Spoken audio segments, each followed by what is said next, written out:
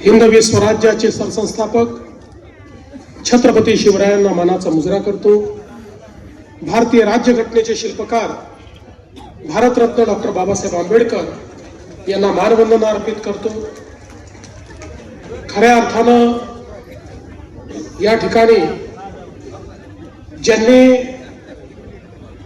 आपल्या संस्कृतीचं पुनरुज्जीवन केलं त्या पुण्यश्लोक अहिल्यादेवी होळकर यांच्या चरणी नतमस्तक होतो। आणि आज सांगोल्यामध्ये या प्रचार सभेच्या निमित्ताने मंचावर उपस्थित असलेले आपले अत्यंत कार्यक्षम आणि धडाडीचे पालकमंत्री जयकुमार गोरेजी, आदरणीय आबासाहेबांचा वारसा अतिशय सक्षमपणे चालवणारे आपले लोकप्रिय आमदार बाबासाहेब देशमुख, आपले पाण्याकरता झुंज देऊन पाणी आणणारे असे माजी खासदार रणजितसिंह नाईक निंबाळकर, आपल्या तालुक्यातले अत्यंत प्रभावी नेते असे दीपक आबा साळुंखे पाटील आणि जतचा ढाण्या वाघ गोपीचंद पडळकरजी, आमदार समाधान दादा अवताडे, आमदार सचिन दादा पाटील, आमदार नारायण आबा पाटील, आपले पंढरपूरचे नेते माजी आमदार प्रशांत परिचारकजी, चेतनसिंह केदार सावंत, बाळासाहेब एरंडे, दुर्योधनजी इपरकर, सचिनजी देशमुख, बाळासाहेब काटकर, अजितजी जगताप आणि या ठिकाणी नगराध्यक्ष पदाकरता आपले उमेदवार मारुती आबा मनकर आणि या साईडला तुम्ही दिसाल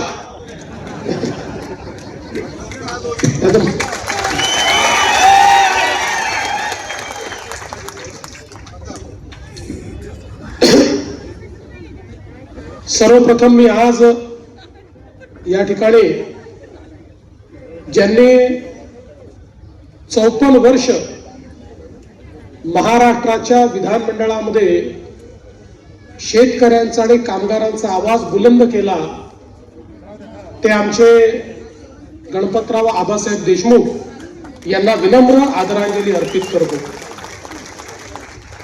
आजचा दिवस हा माझ्याकरता याकरता अतिशय आनंदाचा आहे की 20-22 वर्ष 25 वर्ष जवळपास आबासाहेबांशी माझा अतिशय जवळचा संबंध राहिला, ज्याला आपण अतिशय मनाचा संबंध म्हणतो अशा प्रकारचा त्यांचा माझा संबंध होता। पण एक गोष्टीची खंत मला नेहमी असायची की मी जेव्हा जेव्हा सांगोल्यात यायचो आबासाहेबांच्या विरोधात मत मागायला यावं लागायचं, कारण त्यांचा पक्ष वेगळा आमचा पक्ष वेगळा। त्यामुळे खंत मनात असायची की एवढा चांगला व्यक्ती की ज्यांच्याकडनं या महाराष्ट्रातले अनेक प्रश्न आम्ही शिकलो, ज्यांच्याकडनं या महाराष्ट्राच्या राजकारणामध्ये कशा पद्धतीनं सामान्य माणसाला आपण न्याय देऊ शकतो, त्याची भूमिका कशी प्रभावीपणे मांडू शकतो आणि सोबत केवळ 2 आमदार कधी 3 आमदार असतानाही अतिशय धडाडीने सामान्य माणसाचे प्रश्न कसे सोडवू शकतो हे आम्ही आबासाहेबांकडनं शिकलो। आणि म्हणून मला ही नेहमी खंत असायची की अशा व्यक्तीच्या विरोधात आपल्याला मतं मागायला यावं लागतं। पण आज मला अतिशय आनंद आहे की बाबासाहेब सोबत आहेत आणि आता आम्ही एकमेकाकरता या ठिकाणी मतं मागण्याकरता आलेलो आहोत। खरं तर मगाशी जयकुमार भाऊंनी सांगितलंय खरं आहे, ज्यावेळी या युतीच्या संदर्भातली चर्चा झाली आणि माझं आणि बाबासाहेबांचं फोनवर बोलणं झालं त्यावेळी आम्ही या ठिकाणी आबांच्या बद्दलही बोललो आणि सगळ्या गोष्टींची चर्चा केली। आणि मग मी त्यांना विचारलं की माजी आमदारांचं काय, ते म्हणाले त्यांच्याशी चर्चा चालली आहे। मी म्हटलं करा, सगळेच एकत्रित येऊ, कोणी बाहेर नको।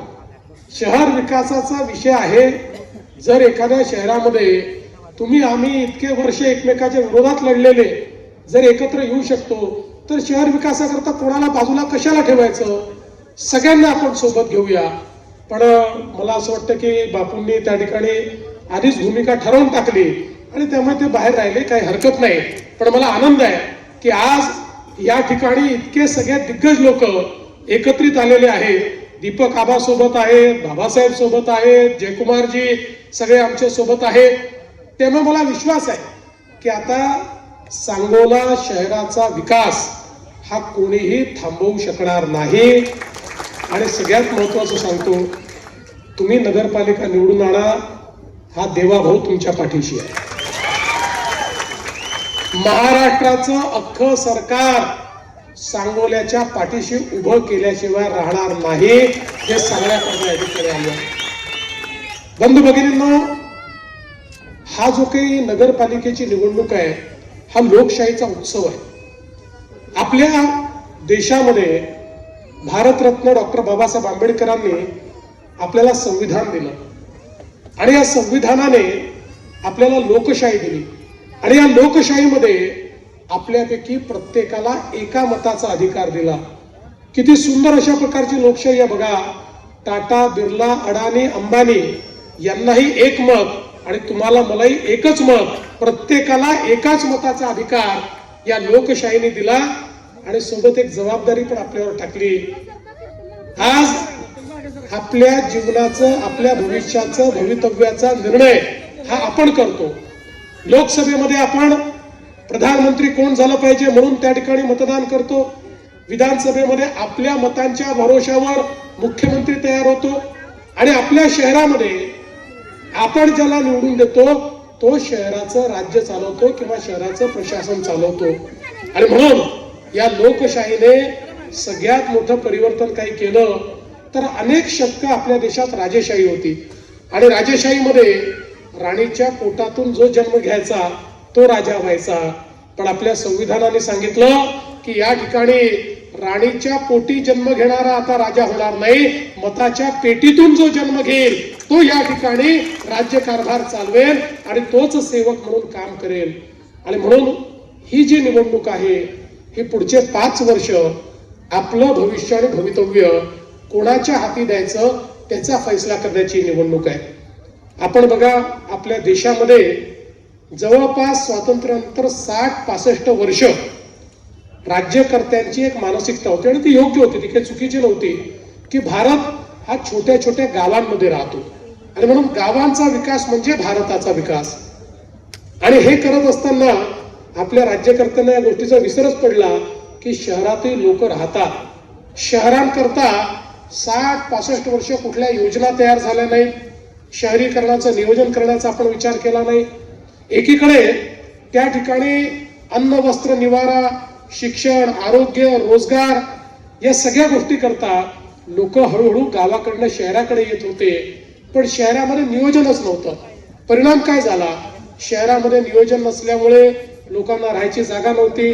मग ज्या ठिकाणी जागा मिळाली त्या ठिकाणी कोणी अतिक्रमण केलं, कोणी झोपडी बांधली, मिळेल तशा पद्धतीनं लोक राहायला लागले.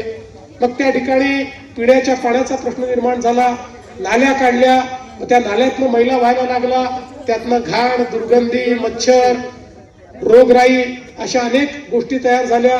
मग ते सांडपाणी आपल्या विहिरींमध्ये जायला लागलं, नदी नाल्यांमध्ये जायला लागलं, आपले जलस्रोत प्रदूषित झाले, आपल्या जमिनी प्रदूषित झाल्या.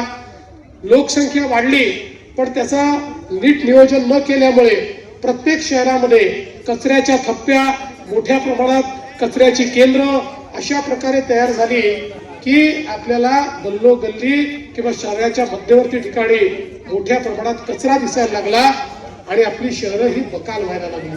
आणि म्हणूनच 2014 साली ज्यावेळेस देशामध्ये मोदीजी प्रधानमंत्री झाले त्यावेळी पहिल्यांदा मोदीजींनी सांगितलं की गावाचा विकास तर महत्वाचा आहेच, पण सोबत शहरांचाही विकास आपल्याला करावा लागेल. कारण देशाच्या जीडीपीचा 65% जीडीपी हा शहरात तयार होतो. शिक्षण, आरोग्य आणि रोजगाराची संधी ही आपल्याला शहरामध्ये त्या ठिकाणी प्राप्त होते. आणि म्हणून आपल्याला शहरांचा विकास करून शहरामध्ये राहणारे गरीब आहेत, शहरामध्ये राहणारे मध्यमवर्गीय आहेत, यांचं जीवनमान कसं उंचवता येईल याकरता प्रयत्न केला पाहिजे. आणि देशाच्या इतिहासामध्ये पहिल्यांदा केंद्र सरकारने शहराकरता योजना तयार केल्या. स्मार्ट सिटीची योजना, अमृत शहराची योजना, स्वच्छ भारत शहरी योजना, प्रधानमंत्री आवास शहरी योजना, अशा अनेक योजना, लाखो कोटी रुपये पहिल्यांदा देशाच्या मध्यवर्ती सरकारने, केंद्र सरकारने त्या ठिकाणी आपल्या बजेटमध्ये ठेवले आणि वेगवेगळ्या राज्यांना ते पैसे देणं सुरू केलं. आपल्या महाराष्ट्रालाही 50,000 कोटी रुपये या वेगवेगळ्या योजनांमधनं आपली शहरं चांगली करण्याकरता मिळाली. आपण विचार करा, महाराष्ट्राचा जर आपण विचार केला तर महाराष्ट्रातील 6.5 कोटी लोक हे 40,000 गावांमध्ये राहतात आणि तेवढेच 6.5 कोटी लोक आपल्या सांगोल्यासारख्या 400 शहरांमध्ये राहतात. म्हणजे अर्धे लोक 40,000 गावांमध्ये आणि अर्धे लोक 400 शहरांमध्ये. त्यामुळे या 400 शहरांमध्ये राहणाऱ्या लोकांचं जीवनमान जर आपण बदललं तर एकीकडे त्यांचं जीवनमान देखील चांगलं होईल आणि दुसरीकडे त्या ठिकाणी नवनवीन संधी तयार होतील. आणि म्हणूनच आज आपण ज्यावेळेस या ठिकाणी या निवडणुकांना समोर चाललो आहोत, मी गेले अनेक दिवस रोज 6 सभा करतो, सभांमध्ये भाषण करतो, पण कुठल्याही भाषणामध्ये कोणावर टीका करत नाही, कुठल्या पक्षाला उडत बोलत नाही, कुठल्या व्यक्तीवर बोलत नाही. याचं कारण एक सकारात्मक मत मागण्याकरता मी आलेलो आहे. मला या ठिकाणी शहराचा विकास करायचा आहे. शहराच्या विकासाचा एक आराखडा आपण तयार केलेला आहे. शहराच्या विकासाचा एक ब्ल्यूप्रिंट आपण मांडतो आणि त्याकरता आपल्याकडे नीती पण आहे, त्याकरता आपल्याकडे नियत पण आहे आणि त्याकरता मोदीजींनी दिलेला निधी पण आपल्याकडे आहे. त्यामुळे शहरं आपल्याला बदलता येऊ शकतात. आज आपल्याला प्रत्येक शहरामध्ये पिण्याच्या पाण्याची योजना करायची आहे. 30,000 कोटी रुपये जल जीवन मिशन आणि या अमृत शहराच्या माध्यमातून आपल्याला मोदीजींनी दिले आहे.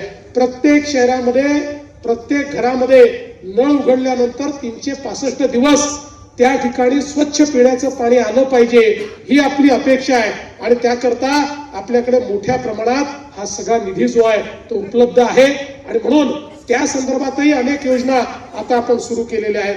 एवढंच नाही तर आज आपण पाहतो मोदीजींनी आपल्याला प्रधानमंत्री आवास योजनेच्या माध्यमातून मोठ्या प्रमाणात घरांकरता निधी दिला. 2.5 लाख रुपये हे आपल्याला ज्यांच्याकडे कच्चं घर आहे, ज्यांच्याकडे झोपडी आहे, ज्यांच्याकडे घर नाही आहे, अशा लोकांना देण्याकरता उपलब्ध करून दिले. पण नंतर आमच्या लक्षात आलं की त्याचा पाहिजे त्या प्रमाणात आपण उपयोग करू शकत नाही, कारण लोकांकडे त्यांच्या जमिनीची मालकी नाही. लोक अतिक्रमण करून बसलेले आहेत आणि योजनेमध्ये तुम्हाला मालकी हक्काचा पट्टा मागितला जातो आणि तो पट्टा नसेल तर तुम्हाला त्या ठिकाणी पैसे मिळत नाही.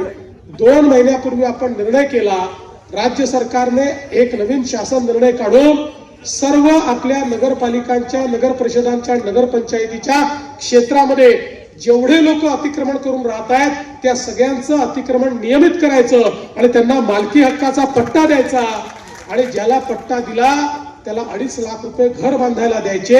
अशा प्रकारचा निर्णय आपण केलेला आहे आणि त्याकरता माननीय मोदीजींनी आपल्याला निधी उपलब्ध करून दिलाय. आज आपण पाहतो शहरांमध्ये मोठ्या प्रमाणात नाल्यांची समस्या आहे, भुयारी गटाराच्या योजना नाही आहेत. भुयारी गटार नसल्यामुळे हे सगळं सांडपाणी, घाणपाणी आपलं आरोग्य खराब करताय. काही ठिकाणी भुयारी गटाराच्या योजना झाल्या तरी त्या पूर्ण शहर कव्हर करत नाही आणि म्हणून आता संपूर्ण शहर कव्हर करणाऱ्या भुयारी गटाराच्या योजना, की ज्या योजनातनं जे काही सांडपाणी आपण नेतो ते सांडपाणी आपण असं सोडून द्यायचं नाही, तर STPच्या माध्यमातून त्याच्यावर ट्रीटमेंट करून त्यातला जो मैला आहे तो बाजूला काढायचा, त्यातलं खत तयार करायचं आणि उरलेलं पाणी आपण सोडायचं, जेणेकरून ते नाल्यातनं, नदीतनं कुठूनही गेलं तरी आपल्या जमिनीला ते खराब करणार नाही, आपल्या जमिनी देखील चांगल्या राहतील, आपले जलस्रोत देखील प्रदूषित होणार नाही. अशा पद्धतीनं आपण काम सुरू केलेलं आहे. आणि त्यासोबत आता आपण मोठ्या प्रमाणात घनकचऱ्याच्या व्यवस्थापनाचं काम सुरू केलं आहे. सांगोल्यातली एक प्रमुख समस्या ही देखील आहे, शहराच्या मध्यवर्ती ठिकाणी कचऱ्याचा डेपो तयार झालेला आहे, त्यामुळे तो डेपो आपल्याला हलवायचा आहे. आपण काळजी करू नका, स्वच्छ भारत योजनेच्या अंतर्गत आपल्याकडे भरपूर निधी आहे. केवळ आपल्याला ती कचरा कुंडी, तो डेपोच बाहेर न्यायचा नाही, तर त्याच्यासोबत सगळा कचरा जमा करून त्या कचऱ्यावर आपल्याला योग्य प्रक्रिया करायची आहे. आता कचरा जमा करणं हे इतिहास जमा झालेला आहे. आता महाराष्ट्रातल्या किमान 400 पैकी 300 शहरांमध्ये आम्ही कचऱ्यावर वेगवेगळ्या प्रकारची प्रक्रिया सुरू केलेली आहे. आता कचरा ही आपली लायबिलिटी राहिलेली नाही. आमचे गडकरी साहेब नेहमी म्हणतात nothing is waste, everything is wealth. हा कचरा वेस्ट राहिलेला नाही. आता या कचऱ्यावरही आपण प्रक्रिया करतोय. छोट्या नगरपालिकांमध्ये कचऱ्यापासून आपण पेलेट्स तयार करतोय. कोळशासारखे पेलेट्स होतात, कोळशाच्या ऐवजी ते पेलेट्स वापरता येतात. त्या ठिकाणी खतांची निर्मिती करतो, खताचा ब्रँड तयार केलाय. आता नगरपालिकाच्या कचऱ्यापासून तयार होणाऱ्या खताचा आपण एक ब्रँड तयार केलेला आहे. आणि जिथे जास्त कचरा आहे त्या ठिकाणी तर आता आपण अनेक शहरांमध्ये कचऱ्यापासून विद्युत निर्मिती सुरू केलेली आहे. आता पिंपरी चिंचवडची झाली, पुण्याची झाली, ठाण्याची झाली, अनेक ठिकाणी आपण ते केलेलं आहे, नागपूरची झाली. आणि अनेक ठिकाणी कचऱ्यापासून गॅसची निर्मिती करतोय. जो गॅस CNG सारखा आपल्या वाहनामध्ये भरता येतो आणि आपली वाहनं त्याच्यावर चालवता येतात. त्यामुळे या सगळ्या योजनांकरता आपल्याला केंद्र सरकारने निधी दिलेला आहे. आपली शहरं स्वच्छ करायची आहेत. त्यामुळे या ठिकाणी मी आपल्याला निश्चितपणे सांगतो की आपल्या या नगरपालिकेला या कचऱ्याच्या स्थानांतरणाकरता आणि योग्य व्यवस्था उभी करण्याकरता देखील मोठ्या प्रमाणात जी काही मदत आहे ती आपल्या सरकारच्या माध्यमातून या ठिकाणी आपण देऊ. आज आपल्याला माहिती आहे की अनेक गोष्टी आपल्याला करायच्या आहेत. या सांगोला शहराला आमच्या बाबासाहेबांनी सांगितलं धूळमुक्त करा. आपण काळजी करू नका. आपल्याला धूळमुक्त करण्याकरता चांगले रस्ते, कॉन्क्रीटचे रस्ते आज आपण मोठ्या प्रमाणात नगरपालिकेच्या क्षेत्रांमध्ये करतो आहोत आणि ते काम देखील आपण करू. आणि आपली जी अमृत योजना आहे या योजनेतनं आपल्याला उद्यानं तयार करता येतात, यातनं मैदानं आपल्याला तयार करता येतात, यातनं तलावाचं संवर्धन आपल्याला करता येतं, हरित पट्टे यातनं तयार करता येतात. त्यामुळे मला असं वाटतं की एक जे तुमच्या सगळ्यांच्या स्वप्नातलं सांगोला शहर आहे ते तयार करण्याकरता आराखडा तुम्ही तयार करा. त्याला मदत करण्याचं काम मात्र आम्ही करू. सरकार निश्चितपणे त्या ठिकाणी मदत करेल. आज खरं म्हणजे आपण बघितलं तर मोठ्या प्रमाणात आपले माजी सैनिक या सगळ्या भागामध्ये आहेत आणि माजी सैनिकांची मागणी असते की आमच्या माजी सैनिकांकरता एखादं भवन या ठिकाणी तयार झालं पाहिजे. ही अतिशय योग्य मागणी आहे. ज्या लोकांनी देशाकरता आपल्या जीवनातले अनेक वर्ष दिले आणि आता त्या ठिकाणी कारण सैनिक हा लवकर रिटायर होतो, त्याला अतिशय 17-18 वर्ष तो लागतो, 15-20 वर्ष तो काम करतो आणि तो रिटायर होतो.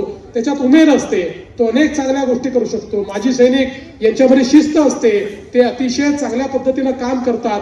त्यामुळे त्यांचं एक योग्य संघटन झालं पाहिजे या दृष्टीनं हे जे काही माजी सैनिक भवन आपल्याला उभारायचं आहे त्याला ही पूर्ण मदत ही राज्य सरकारच्या माध्यमातून आपल्याला उपलब्ध करून देऊ. आणि त्याचसोबत प्रत्येक शहराची एक ओळख असते आणि ती ओळख ही आपल्या जे काही आपले महापुरुष असतात त्या महापुरुषांच्या त्या ठिकाणी जी काही पुतळे असतात, त्यांची स्मारकं असतात, त्या माध्यमातून ती होत असते. आणि इथे तर सातत्याने आपली सगळ्यांची मागणी आहे. पुण्यश्लोक अहिल्यादेवी होळकर, सावित्रीबाई फुले, नरवी रुमाजी नाईक, बसवेश्वर महाराज, विष्णू पंत दादरे अशा सगळ्या वेगवेगळ्या पुरुषांची जी काही महापुरुष आहेत त्यांची स्मारकं झाली पाहिजे. खरं म्हणजे आपण ती जरूर करा, पण आपल्याला एक कॉन्सेप्टही सांगतो, तो जर आपल्याला सगळ्यांना आवडला तर तो करा. एखादं स्मारकांचं उद्यान करा आणि एकाच उद्यानामध्ये जर सगळी स्मारकं नेता आली तर त्या उद्यानामध्ये प्रत्येक आपले जे काही हे महापुरुष आहेत त्यांची जयंती आणि पुण्यतिथी सगळे समाज मिळून त्या ठिकाणी साजरी करतील आणि एक वेगळा अशा प्रकारचा एक सामाजिक भाव आपल्याला या निमित्ताने तयार करता येईल. पण या सगळ्या गोष्टींकरता आपल्याला जी काही या ठिकाणी अडचण आहे ती आपण दूर करू. खरं म्हणजे आपल्याला कल्पना आहे आमचे आबासाहेब वर्षानुवर्ष या ठिकाणी दुष्काळाकरता लढले, पाण्याकरता लढले आणि मला अतिशय आनंद आहे की आबासाहेबांचं स्वप्न पूर्ण करण्याकरता आम्हाला त्या ठिकाणी मुख्यमंत्री म्हणून जबाबदारी मिळाल्यानंतर अनेक आपण निर्णय घेतले आणि या ठिकाणी पाणी पोचवलं. आणि मला हे सांगताना आनंद वाटतो की आबासाहेबांनी अतिशय मोठ्या मनाने त्या ठिकाणी सांगितलं की देवेंद्र फडणवीसांच्या रूपानं आम्हाला एक भगीरथ मिळाला आणि आमच्याकडे पाणी पोहोचलं. आणि अजून खूप काम आपल्याला या ठिकाणी करायचं आहे. खरं म्हणजे शहराच्या विकासामध्ये आपण जर आपले विचार, आपले पक्ष, आपले अभिनिवेश, ठीक आहे निवडणुकीपुरतं या सगळ्या गोष्टी असतात, पण निवडणुकी झाल्यानंतर या सगळ्या गोष्टी जर बाजूला ठेवू शकलो तर जनसामान्यांच्या जीवनात एक मोठं परिवर्तन आपल्याला करता येतं. आणि म्हणून मी तर तुम्हाला हीच विनंती करण्याकरता या ठिकाणी आलो आहे की आता एवढी सगळी मंडळी एकत्रित आल्यानंतर आपल्या शहराचा विकास कोणी थांबवू शकत नाही. त्यामुळे कोणीही दुसरा विचार करण्याची आवश्यकता या ठिकाणी नाहीये. आपले जे या ठिकाणी नगराध्यक्ष पदाचे उमेदवार आहेत मारुती आबा बनकर, एक अतिशय ज्येष्ठ अशा प्रकारचे ज्यांना अनुभव आहे, जनसामान्यांमध्ये राहतात, लोकांशी अतिशय चांगला त्यांचा कनेक्ट आहे, अशा प्रकारचे मारुती आबा हे आपले उमेदवार आहेत. त्यांचं चिन्ह कमळ आहे आणि त्यासोबत खाली आपले वेगवेगळे लोक वेगवेगळ्या चिन्हावर आहेत. खरं म्हणजे आपले मतदार एवढे हुशार आहेत की 25 चिन्ह असले तरी त्यांना नेमकं माहिती असतं की आपल्या आघाडीचा, आपल्या या युतीचा उमेदवार त्या ठिकाणी कोण आहे. आणि म्हणून निश्चितपणे या ठिकाणी आपण काम करू. मला माझ्या बोलण्यामध्ये 2 विषय सुटले. एक तर अण्णाभाऊ साठेंच्या स्मारकाचाही देखील आपल्याला या ठिकाणी निर्णय करायचा आहे आणि एक अजून मागणी आहे की मुस्लिम कब्रिस्तानाकरता जी काही जागा आहे ती ॲडिशनल जागा त्या ठिकाणी द्यायची निश्चितपणे. त्याही करता जागा आपण शोधून काढावी. ती जागाही देण्यामध्ये सरकार पुढाकार घेईल याबद्दल कुठलीही आपण मनामध्ये शंका बाळगू नका. मी आज एवढंच आपल्याला विनंती करतो की मारुती आबांचं चिन्ह कमळ आहे आणि खाली जे वेगवेगळे आपले चिन्ह आहेत ते चिन्ह आपण त्याची बटन दाबून ही जी काही आपली नगरपालिका आहे ती आपल्या सगळ्या या नेत्यांच्या हाती तुम्ही द्या. मी तुम्हाला एवढंच सांगतो, 2 तारखेला आमची काळजी तुम्ही घ्या, त्यानंतर 5 वर्ष तुमची काळजी आम्ही घेतल्याशिवाय राहणार नाही हा विश्वास तुम्हाला देतो आणि माझं बोलणं संपवतो. धन्यवाद. जय हिंद, जय महाराष्ट्र. जनमत सबस्क्राईब करा, लाईक करा, शेअर करा. आपल्या हक्काचं आपलं न्यूज.